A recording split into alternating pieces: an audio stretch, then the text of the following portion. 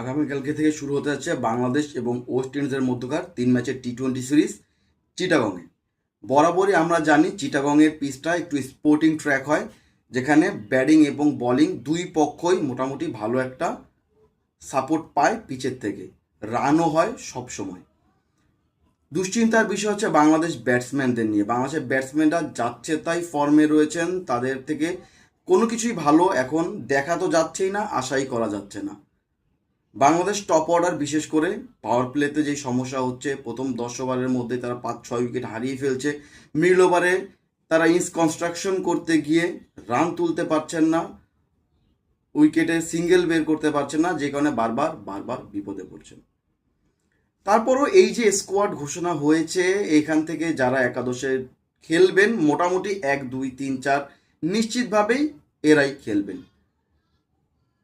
সবচাইতে বড় দুশ্চিন্তার জায়গা যেটা 5 এবং 6 এই পজিশন, আমি যদি ভুল না করি, তানজিদ তামিম এবং সাইফ হাসান ওপেন করবেন, 3-এ ক্যাপ্টেন লিটন দাস, 4-এ তাওহিদ হৃদয়।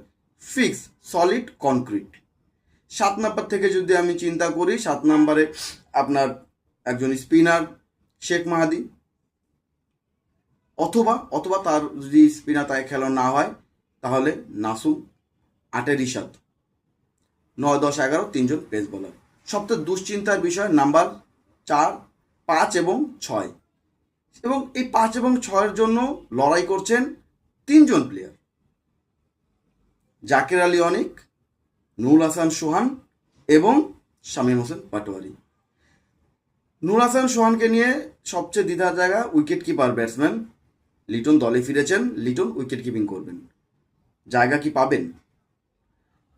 শামীম হোসেন পাটোয়ারি একটু খারাপ সময় যাচ্ছে, সবসময় তিনি কনসিস্টেন্ট রান করেন না, বাট তার দিন একটা আসে, সবসময় তার দিন আসে না। তিনি একটু দ্রুত রান করার চেষ্টা করেন, যেটা দলের জন্য যেমন কখনো কখনো আশীর্বাদ হয়ে আসে, কখনো কখনো সেটা করতে গিয়ে বিপদেও ফেলে দলকে। আরেকজন যিনি রয়েছেন জাকির অনিক, চাচ্ছে তাই জঘন্য ফর্মে আছেন। মোটামুটি ক্রিকেট পাড়ায় সরগম আছে, কোচদের ফেভারিট প্লেয়ার, কোচদের আদর্শ প্লেয়ার, রেডি প্রোডাক্ট জাকির অনিককে বারবার বারবার কোচরাই খেলাচ্ছেন। এই যে ভালগারেবল অবস্থায় আছে বাংলাদেশের টপ অর্ডার ব্যাটসম্যানরা, সেখানে মিডলরা যে বড় একটা ইম্প্যাক্ট ফেলতে পারে টি-20 ম্যাচে স্পেশালি, সেখানে এই দুইটা পজিশনের জন্য যে 3জনের লড়াই, সেই 3জনের লড়াইতে দিন শেষে স্কোয়াডে কাকে দেখতে চাচ্ছেন? আমি তো স্পেশালি মনে করি এখানে নুরুল হাসান সোহান এবং শামীম হোসেন পাটোয়ারিকে সুযোগ দেওয়া উচিত।